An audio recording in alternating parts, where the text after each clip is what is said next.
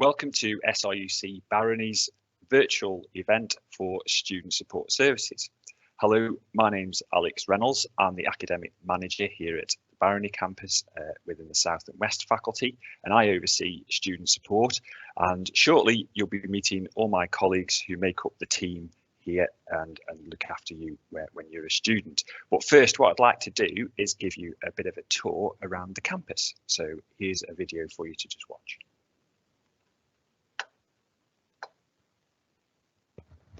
Hello and welcome to SRUC Barony. Today we're going to have a look around the campus and look at the facilities. Behind me is the Barony Dairy Unit, where we have our Barony herd of Holstein cattle, where we milk, and students get the opportunity to both observe and to get their hands-on experience of milking the herd here. But we're not just about dairy at the Barony. We've also got our sheep flock, we've got our commercial mules, and we've also got our Dorsets, which are great because they lamb twice a year. We've moved into the Forestry Technology Centre now, and we have a couple of classrooms in here, as well as these simulators. And these simulators give you the opportunity as foresters to learn how to manoeuvre the machines, but in the safety of the classroom. Here at the Animal Care Training Centre, we have a number of different animals ranging from reptiles, birds and small mammals for the students to look after and to learn about. And also we have the veterinary training part of this as well, where we have our fully working theatre and veterinary surgery, where the students can come and watch and take part in live operations. And these operations are undertaken by vets from the local area, and it's a great example of where the college, the students work with the industry. We're in one of the tunnels here in the walled garden. This is one of the net tunnels. We've also got polytunnels as well as greenhouse and potting sheds. So we've got a number of facilities here for you to come and learn all about plants, from growth, propagation, and how they would be a part of a proper garden. This is one of two of our engineering units. This one is the forestry engineering, and we also have one that specialises in agriculture. And both of them, as we discovered before in one of the other sections of the campus, has very strong links with the industry. And so the industry come in and we're able to maintain and to look at all the machinery relative to your course. Behind me is some of the accommodation that we have here at the Barony Campus. This is the Nith and the Cree. Incidentally, both of those are large rivers that you'll find in the Dumfries and Galloway area. We've also got accommodation at the Kurt Michael, the main building here, as well as other facilities such as a coffee bar. We have the dining hall, we have the gym and the sports hall. So there's plenty of space for you to do activities out with your learning. Here we are in one of the classrooms, and we've got a lot of tech now in all of those. We have a lab, and we also have the digital classroom where we can work in small groups, creating presentations and using all the digital media. And within the traditional classrooms, we've got the ability now of being able to connect with other campuses, which is a great opportunity so that we can talk with the lecturing staff and experts in different fields, even though we're based here in the South and West.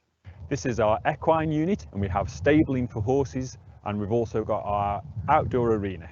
We're in the library here at the Barony, and we've got a wide range of books and topics that will cover all the courses and units that you'll need to do, and also there'll be availability of the e-resources that the library also offer on your Moodle site, which is the platform, the programme that you'll use to do your studying.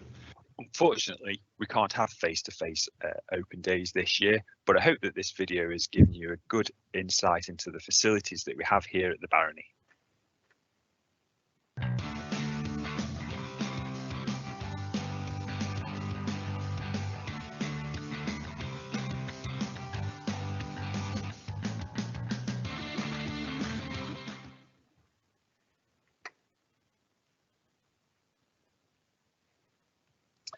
So I hope you enjoyed the tour around, and what we're going to do now is going to meet all our colleagues, the team who are here and dedicated to looking after you as a student. So what we're going to do first is we're going to meet our funding tutor, the our member of staff who looks after funding, all those financial issues and all those questions that you might want to ask about, especially when you're starting off as a student. It's normally a lot of questions normally get asked about funding. We're then going to think about the next part, where are you going to live if you aren't able to travel? So we've got our residential manager who's going to talk you through that, talking about accommodation and availability of that within the area. Then, of course, what happens when you are a student, you're going to possibly need at some point some assistance. Not all people do, but some may well need some form of assistance, but either academically or pastorally. And so we've got colleagues who are going to talk through that. And then what happens when you finish your qualification, when you all that hard work has come to the end, you've graduated, you've got that qualification. What next? What are you going to do? Do you know where you're going to take that from a career point of view? So we've got our careers advisor who's going to give a presentation then, and then we'll go back for questions and answers. So this has been recorded, so I very much hope that if you are here with us live, you can take the opportunity of asking any questions.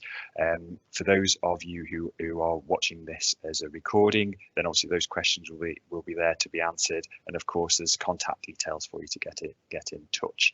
And all this has been made possible by another colleague of ours, Shona, who's working quietly in the background, who produced the video and is making sure that we're all working properly. So thanks to Shona for that. And so without any further ado, thank you. I'm going to hand you over to our funding colleague. Hi everyone, my name's Alistair. I'm the student support tutor for funding. So I'm just going to talk through to you today a couple of the ways that we can help you fund when you're studying here at the SRUC. So the main ways we split up funding is further education and higher education. So I'm going to talk a little bit first about further education and then move on to higher education and how best we can help with that. So as I say, I'm here to help you find what funding is available to you. So if you have any questions, by all means, drop me an email, put in a call, or when things are a wee bit back to normal, maybe there might be an opportunity to come and see on campus. I'm not sure. We'll see how things go with that. So I'm just going to have a look and split the further education into the various funds that we can offer. Just to give you a little bit more background. So the first thing I'll say off is EMA. Some of you might be familiar with this, some of you might have received it in secondary education. So that stands for Educational Maintenance Allowance, and that starts from 16 to 18, and you can apply for these. I should also mention that all these further education courses, once you have received a conditional or unconditional offer to study with SRUC, you can begin your funding process. That's something that you can find on our website, or something I can send out individually as well. So as I say, we have the EMA, Educational Maintenance Allowance, fees only, which will pay for your tuition fees, your materials, PPE, if I could speak that would help, personal protective equipment. And I should mention as well that all of these your fees will be paid for should you be eligible for your fees to be paid, but that's something we can have a conversation about in person if you'd like. We offer care experience bursaries. Those are for people who have been in the care system, if they've received kinship care, they've been a looked after child, residential, some cases of foster care or adoption. And this has no age limit on it as well, so this is something that you can apply for at all stages. We have self-supporting bursaries, so that's for people over the age of 25. This is something that we can look into, and I can get all the appropriate documentation and help process that through. 18 to 24, and just the same as the last one, this is something we can all look into and see near the time. And then there's under 18 moving into residence, so that would be residence on campus, but that's something Pearl, my colleague, will talk about later. So I'll move on to some of the other things that we can help with too. We have things that we can help with: childcare, mental health grants, and we provide some bursaries and funds and grants throughout the year. That's something, again, that you can get in touch with me about. I've also put together financial capability and financial health documents, and hopefully plan on putting in some drop-in sessions. This is something, if you feel you're struggling with managing your money or your loan or anything along those lines, that's something I can help with. If it's not something I can help with directly, I can certainly help you, put you in touch with any sort of external help that may be out there. Council tax exemptions is another one that we provide here. So at the SRUC, I should say. So myself and my colleagues can help provide you with that too. We're lucky to have discretionary funding now. Discretionary funding is something that you can talk to me about again in more detail as and when you need it. But basically, it's to help you if you find that you're needing an extra bit of help, if you're receiving a bursary and you find you need that little bit extra help, that's something we can look into is discretionary funding, along with local funds, trusts, grants and charities round about the region, which I have good connections with, and I've been trying to build the network up over the past wee while. So that's again something you can get in touch with me about too. I mentioned earlier about we're splitting into further education, higher education. Higher education, if you're looking for funding there, it's predominantly a SAS based application that you'd be looking for, which stands for the Scottish Awards Agency of Scotland. And that is, again, once you receive your conditional or unconditional place, you can go in and talk to or apply for SAS. And this is something that we're not directly linked with SAS, but I and my colleagues at Registry Funding have links with SAS.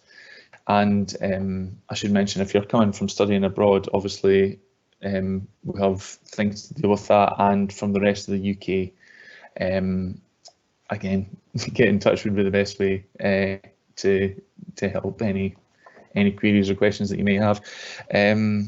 I think that is me. I should just mention on the SAS, as I say, it's not something directly linked with us that I can influence directly, but it's something I do have links with and can help when help is needed. So I think that is me. If there's any questions, please by all means put in the wee tab there at the side. But I'll pass you on to my colleague Pearl for the next session. Thank you. Thank you, Alistair. Welcome, as it says on the screen, my name is Pearl and my role is Campus Residential Manager. My role involves helping you find the most suitable accommodation for you, whether this is on campus or by signposting you to alternative options. On campus, we have 3 separate hostels, Nethercree and Carmichael, and we are still following Scottish Government guidelines and will do. And our maximum capacity on campus is 68. With that in mind, due to the limited accommodation on campus, the preference goes to 16, 17, 18-year-olds, then distance from home and course requirements. Accommodation is catered, which means that your breakfast and evening meals are included, leaving lunches and snacks to either be purchased in the dining room or made in the residential kitchenettes. There are laundry facilities on site and Wi-Fi is available throughout the campus. For the start of the next academic year, we'll have an application for accommodation forms will be on SRUC webpage, which at the moment will be waiting to be updated for the next coming year. Dumfries is the region's main town and is located 9 miles away from the campus. But we do have an excellent bus network with Parkgate being on the A701, and we're only 4 minutes walk from the campus.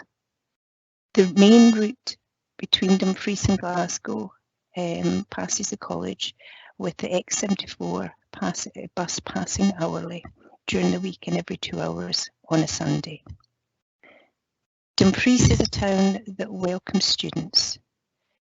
Accommodation is available in the form of HMOs, which is houses of multiple occupancy, which for the more mature student are houses that may have 6 single bedrooms and you share a kitchen and living room for a more independent lifestyle. Also available in Dumfries, should you wish, are B&Bs if you're looking for only a short stay. For everyone's individual safety, support and well-being, we have a team of experienced residential staff or wardens on site during the evenings who can be contacted by students and staff alike. As part of the Barony experience, we pride ourselves in offering a unique opportunity for your personal development. All students are welcome to help us create a year to remember by helping organise events or even just by attending or supporting events. Whether by using the John Torrance Hall for organised sessions of badminton, indoor football, fitness training, basketball, or taking part in one of our quiz nights. Each year is different and depends on your input and talents. Pre-COVID, we had a very social year, which we're starting to build back up on. We have previously done the Barony Race, Barony's Got Talent, Burn Supper, Barony Karaoke Nights, which we're hoping that we'll have the singers, the pipers, the volunteers and organisers for each year, that we have the talent amongst the student population. Each year is different and special. Thank you for your time, and please do not hesitate to contact me if I can be of any help, and good luck. And I'll pass you on to Joy. Thank you.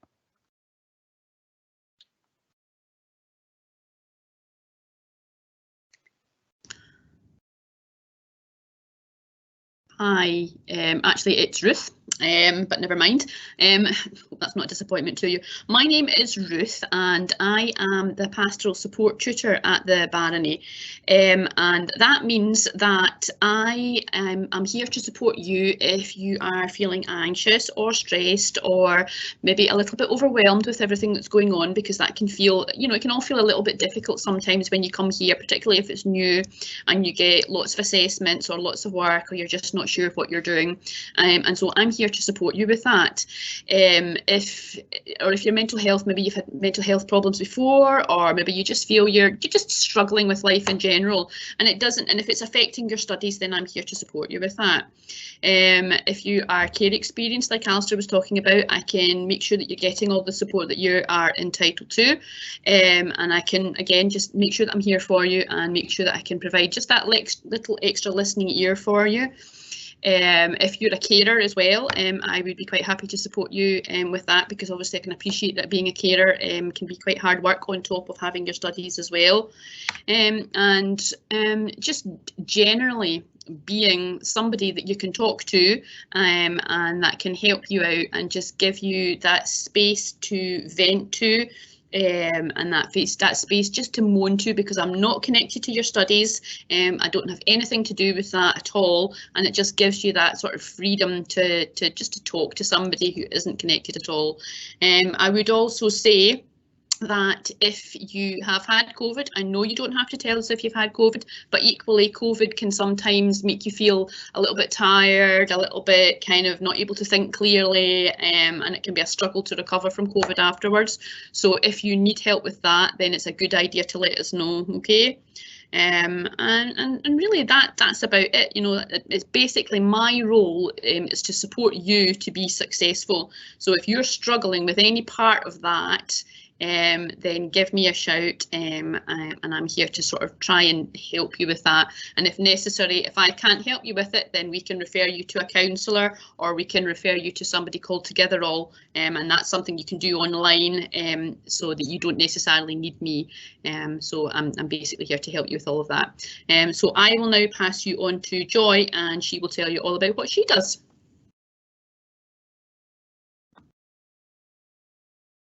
Hello, so my name is Joy Kendall. I'm the student support tutor and I work with students both at Ayr and Barony Campus. So just to reiterate what Ruth said, as part of my role, I do provide pastoral or emotional support. So helping managing your feelings, daily stresses you may have. And again, we can refer you to counselling services if needed. My role also includes study support, so any academic support you might need. Now at Barony Campus, I'll be coordinating support for courses in rural business management, wildlife and conservation management, agriculture and the science courses. There's also another colleague who's not here today called Gillian, and she coordinates support for the other courses, academic support for the other courses. So they include vet nursing, animal care and forestry. So what academic and study support actually does is we can help you with any aspect of your academic work. So it might be time management, understanding a report, proofreading. We can demonstrate the use of assistive technology. If you need reasonable adjustments, so if you have a diagnosed condition, a mental health condition, an additional neurodiverse condition such as dyslexia, autism, dyspraxia, if you have a physical disability, you might be entitled to reasonable adjustments. So for instance, in exams, you might need a separate room or a reader, or that sort of thing. So we go through that and we put those adjustments in place for you. If you're a higher education student and you have evidence of your recognised condition, then you are eligible to apply for disability support allowance from SAS. Now that will provide one-to-one study support to help you. So, you know, planning, organising, proofreading, that sort of thing. And also any technology that might help you with your studies. So if you need an up-to-date laptop, if you prefer resources printing out, assistive technology to help with organisation or recording lectures, that sort of thing, you need to apply for that.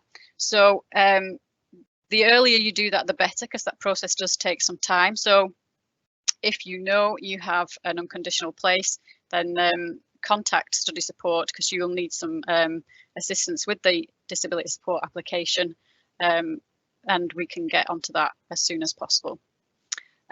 Finally, I'll introduce my other helper here, which is, bear with me. Let me show you the screen. So this here is Poppy. So Poppy is an SRU, well, she's a registered therapist. I think the screen's maybe gone a bit blurry, but Poppy has started accompanying me back into college now, 1 day a week. And she only started back due to COVID last week. So she's a registered therapist, like I said, Springer Spaniel, and she loves her job, which is basically to make students feel calmer and happier. If you're away from home and you're missing your own pet, then you know you can come and see her and get some attention from Poppy. She has been asked at times to go into classes, maybe when a student's had to give a class presentation to ease stress and anxiety and nerves within the room. She's been into exam revision classes, but she's there just to accompany me, and if you want to come along and see her and talk about anything that's bothering you, then Poppy might be there as well. So if you decide that SRUC is the right place for you to study, we very much welcome you and look forward to seeing you in the future. And I will now hand over to my colleague, Joyce.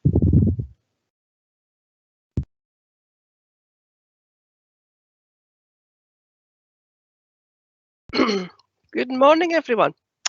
So thanks to meet Poppy, she looks lovely. Okay, so I'm kind of, I suppose at the end of your studies was where I might appear. To give you careers advice about what to do next. I'm going to show you, I've got a little presentation, but as I show the presentation, I'll chat along and give you a bit more information about what I do, what I'd like to do to support you better in your next steps in your career. So let's give, let's see if I can do some screen sharing.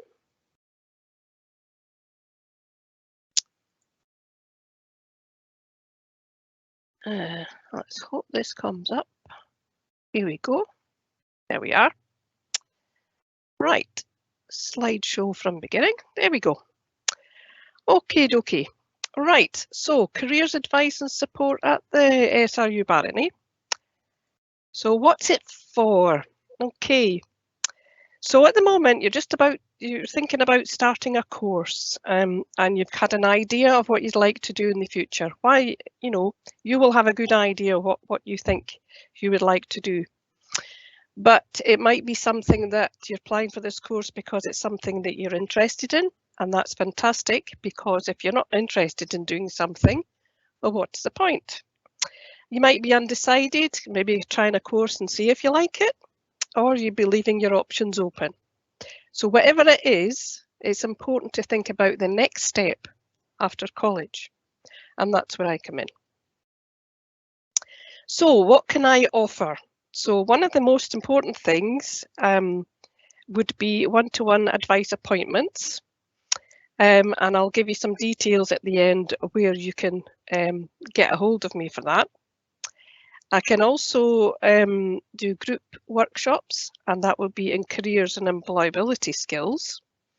So employability skills are things like the soft skills that employers like, things like teamwork and problem solving. And I appreciate you guys who are interested in doing land-based courses, probably very good at problem solving and doing practical things. The other thing that's not on this slide that I just made a note this morning is we're going to be running some careers fairs, and that involves inviting employers to college, or it might be a virtual meeting for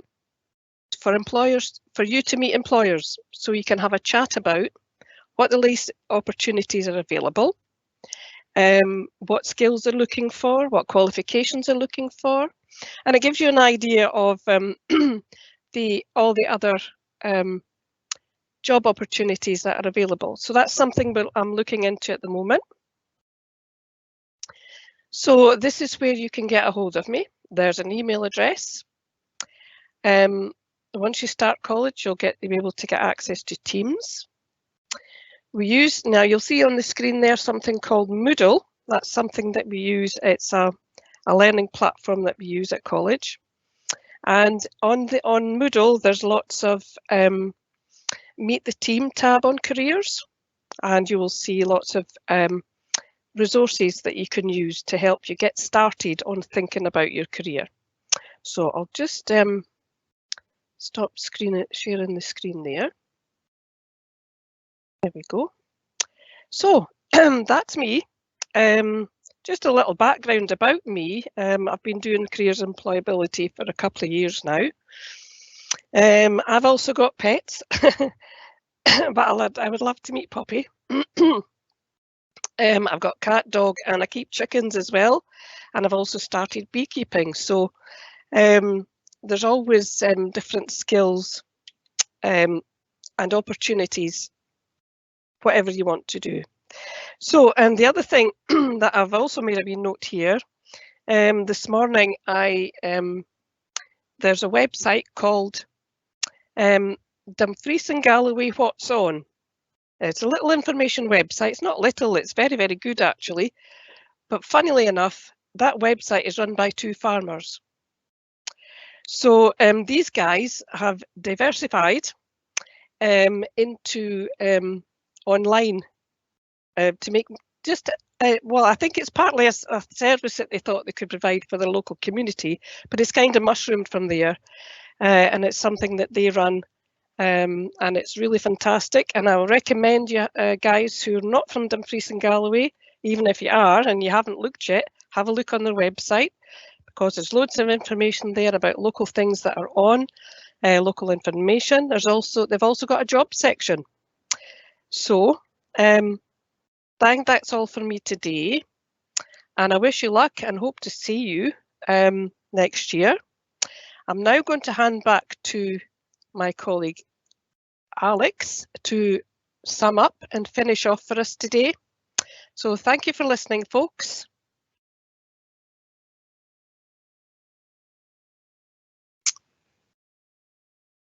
So many thanks to the team there, and I hope that you've found all of that really useful. There's been lots of I think lots of questions that you might have had that have hopefully been answered in that. We have had some questions, and I'll just come to those in a minute.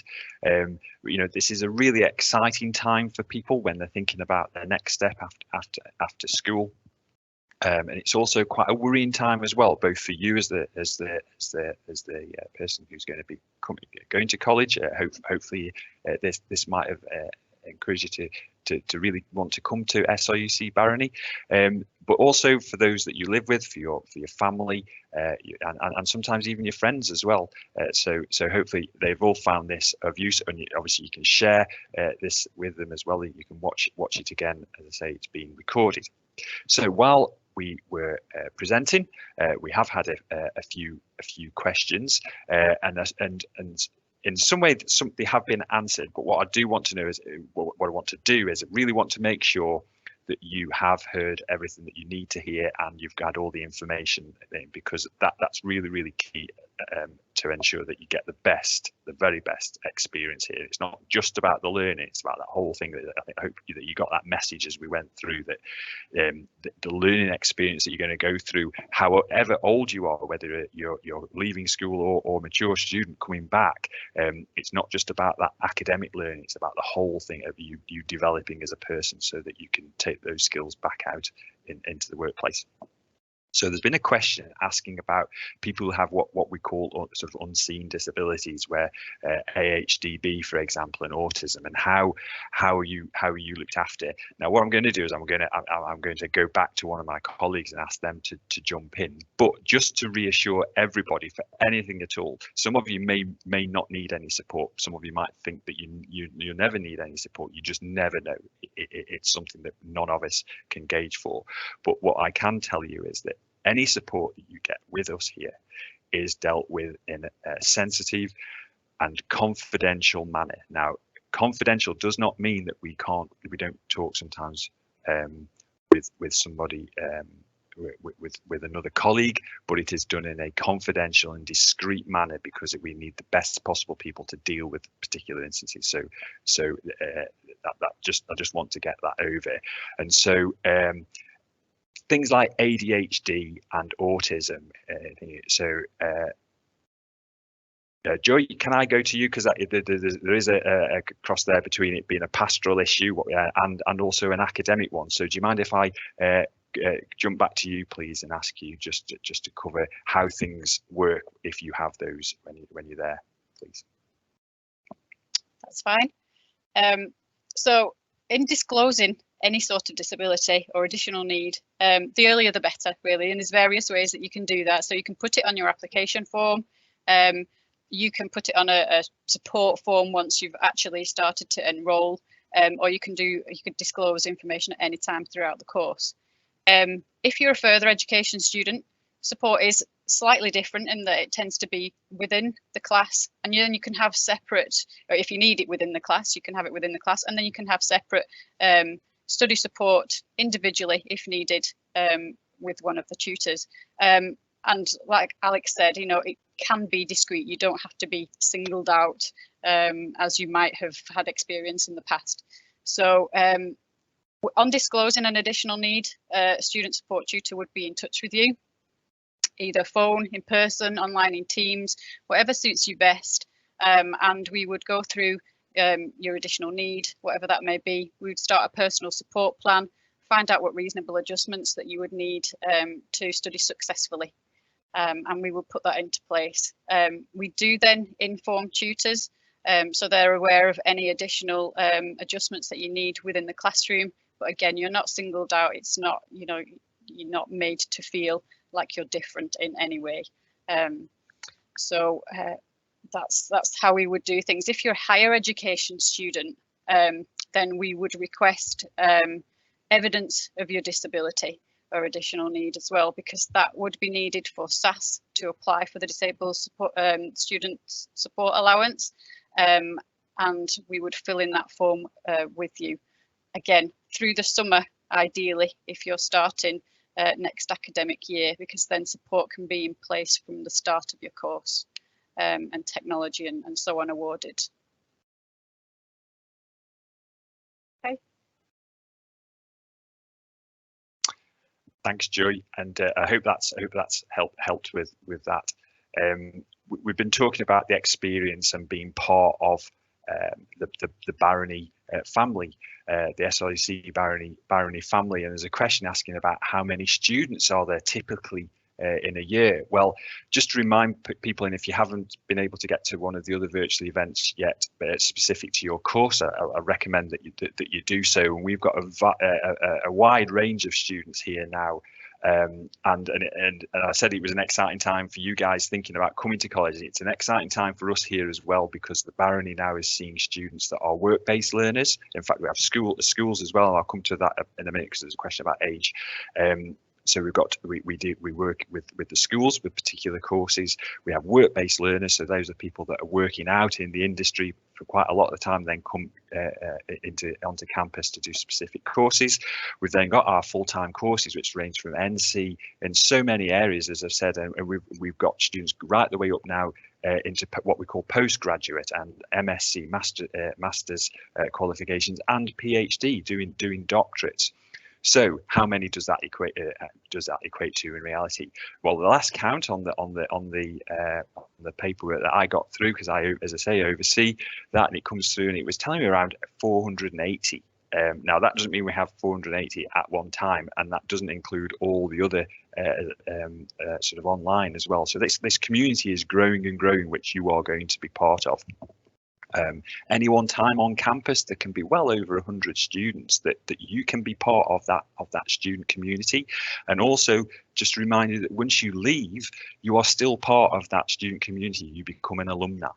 And there's lots and lots of activities and things, and you'll find that people who've been to college for years ago, in fact, you may well have parents, family, or even friends that were students years ago, and they'll still get newsletters and keeping them up to date on what's going on within the college. Talked about age. Now the age, Pearl mentioned this with regards to the accommodation as well, and we ensure that those who are younger, who are coming away for the first time, and that's normally and typically 16. Now it's not to say that you can't apply when you're 15, but that 16 is really the touch point. We have had certain instances with people with ages, but that 16 is normally the appropriate level and age for when you're leaving school. So please, if there's any specifics with that, please don't hesitate to get in touch. Have conversations again with your family, with your if you have a tutor at school. But 16 is a good one for that. And I think that's all the questions. I see that Poppy's very popular as per usual. And oh, here we go. Yeah, we do have another question. We've got questions with regards to a topic I did mention with regards to mature students. Yes is the answer. You have as much availability of assistance. There are different things that can that affect, of course, mature students and payments. I'm thinking payments and all sorts. And in fact, Alistair, can I come back to you? Is there anything that's specific for mature students from a financial point of view? Can I come back to you on that one in a moment while I check the other questions, please? Yeah. So mature students, it can often depend on your funding, how you are funded. So if you have studied before, there are, maybe not gaps as such, but there are things that we have to check. So that would be a discussion or an email just to see your level. But if you're coming in as a new student, things remain the same. If you've not applied for any previous funding, so if you're coming in, say, in your 20s and you've not studied before, we work in the same way with the bursary and with SAS. In terms of specific help that we have on top of that, as I say, there's various kind of funds and foundations, charities around about the region that are age specific, and some of those are for mature students that I'm certainly aware of. And in the same token, on the same turn, there are also funds that are available for younger students, just as Alex was saying, from 16 to 25. That generally seems to be the cut-off with a lot of funds, trusts, charities, things like that. It tends to go from 16 to 25, and then 25 and over is the kind of advice that I have on that. But other than that, no, just as Alex was saying, you're entitled to as much as those who have come in from secondary school and continued on with their education. But a conversation with myself would probably be the next best thing, just to see if there was something specific to you. And I'm sure all our contact details are available on site, but I should just say my email address is alistair.cumming@sruc.ac.uk. But as I say, that should be made available. And if not, call the Barony and ask for me, and we can have a wee conversation. But I think that's me so far. Are we okay to go back, Alex? Lovely, thank you. Many thanks, Alistair. Thank you. I've had a question, and I think it's a really, really good question, and it's about that balance between your academic achievements to date and your practical achievements, which sort of mirror the area in which you want to go into. I'm going to probably call on Joyce in a moment or two from a careers point of view, but if I can just start off that while Joyce sort of gets up to speed with the question that I've just sent to her. We offer many courses at different levels. For some people, coming in at an introduction level or even doing a work-based learning course is a great way to then allow you to either get the job that you want, or to allow you then to put together the qualifications you've done whilst you've done your work-based learning, along with all that practical experience that you've gained, and then whatever qualifications you've got from school. So there are standards that you have to meet. You cannot just come in because you have the practical over everything, because there is going to be numeracy and literacy standards that you do have to meet.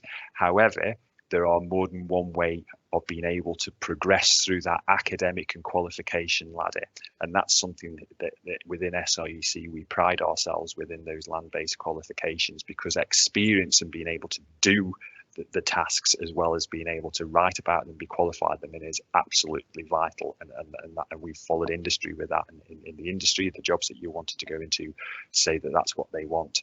And so the answer to the question is yes, it would help, but you need some money, and it would then assist us to be able to get you onto the right level of course. And while you are here, and this is where I'm going to hand over to Joyce, because Joyce, from a careers point of view, can help you to write what we call personal statements and your CVs and things like that. So Joyce, can I hand over to you? Is that okay? And answering questions from that practical and promoting practical experience. Yes, yes, I did. I mentioned this just briefly, but any practical experience, as I said before, you guys in land-based industries are fantastic at doing practical things. But what but you need to let us know. But don't hide your light under a bushel, if you know what I mean. Don't be shy about that. So when it comes to writing personal statements and CVs, when you're on campus, I can help you with that. Get these ideas down on paper. Can be quite tricky, but I've worked with other students, quite a lot of students in the past, to get these ideas down on paper on your CV in a personal statement.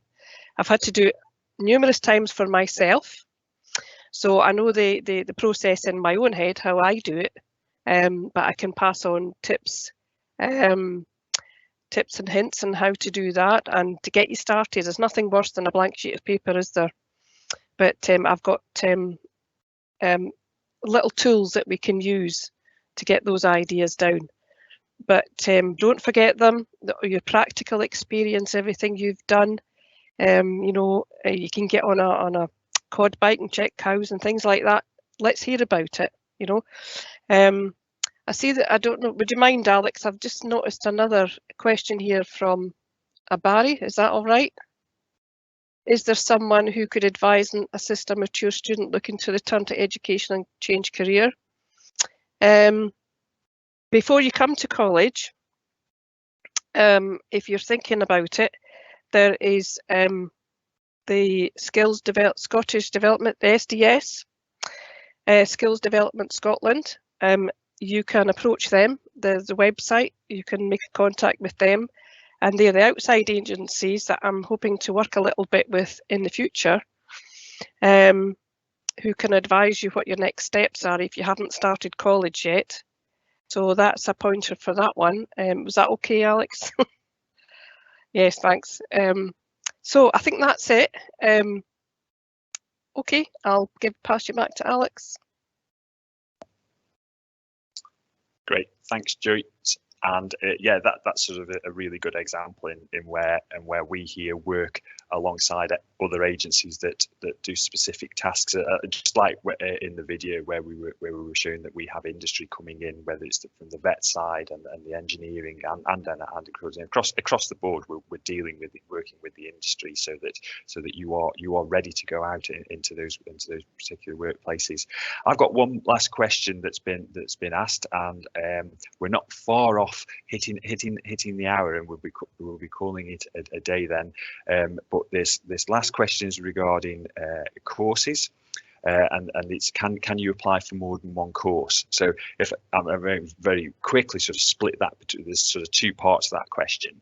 The course, you might be interested in a particular topic, and there is a number of levels within that topic that you're interested in, and it's what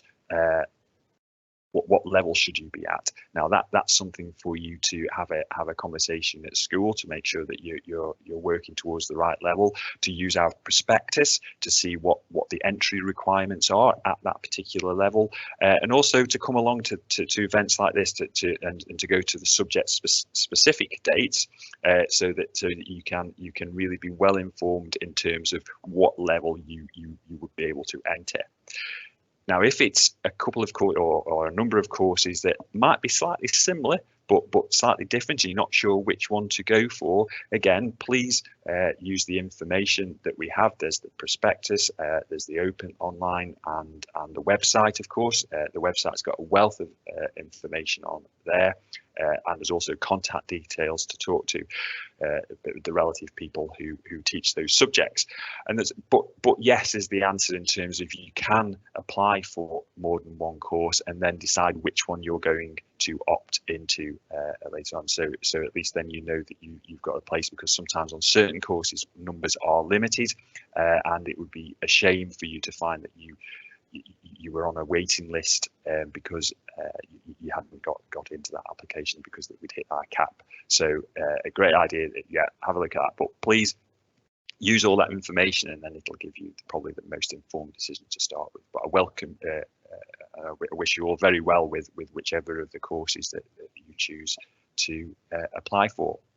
And that's great. And I'm checking now just to see, and it looks like those are all the questions that have been asked to date. As I say, you can contact us after the event. I hope that you found this of use, or you find it of use when you are watching it on playback. That just reminds me to say thank you for attending. I hope you find it useful. Thank you for the team for answering the questions and allowing me to go back to them very quickly to ask questions. Shona, thank you ever so much for producing this, and I wish you all the very best, and good luck with your studies.